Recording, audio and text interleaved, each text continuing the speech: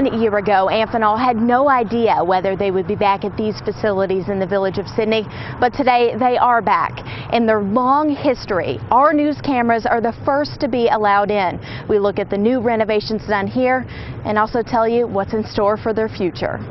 So again, this is our main manufacturing area. This area right here is contact machining. More than 1,200 employees are back to work here. 24-hour operation. Just 12 months ago, the entire plant was under about 38 inches of water. Probably for most point, this level right here. Pretty much all the electronics and most of these machines was underwater.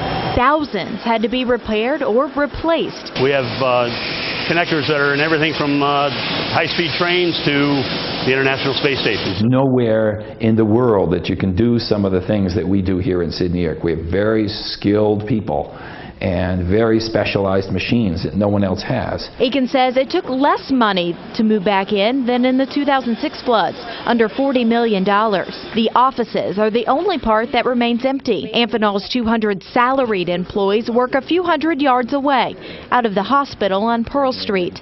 They've been there for a year, but they won't be there much longer. We owe it to our employees and we owe it to our customers to find a way to keep this facility dry in the future. We had a hard decision to make, you know. It would have been easy. We had offers from all over the country for incentives to move Amphenol. We thought, well, you know, what's the most important thing to our business? And the most important thing is the people, and the people, what they have up here and in here. And we didn't want to move if we didn't have to. Thanks to help from government at all levels, they chose a spot that's in the village of Sidney, in the town of Sidney, in Delaware County, and New York State. It's backed right up to Route 88. It's right adjacent to Route 8. The new facility will be on Delaware Avenue, right next door to the Kmart Plaza. This is the employee entrance. The trucks will come in here and deliver here. The offices there could be open by June. That's my office right there. And the factory attached to it will be the new home for its employees by October 2013. The spirit of the employees is amazing.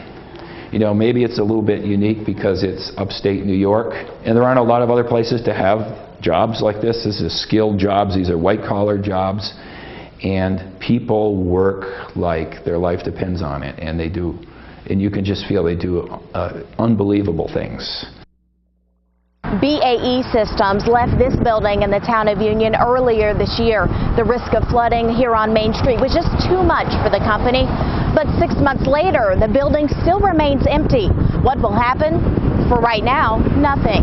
The plan is to demolish the entire 660,000 square foot building.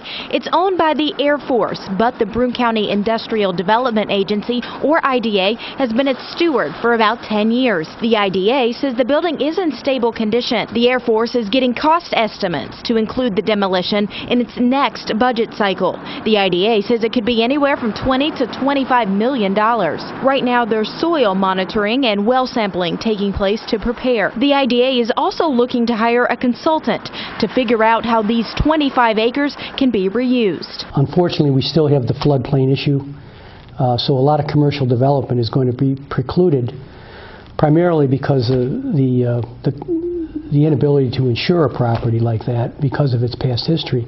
We'd like to think that we could put it back into some productive use where we might be able to get a tax base established on the property, and there's been discussions, although very preliminary, about possible solar farms and those kinds of things that could be developed in a way that they would be outside the floodplain.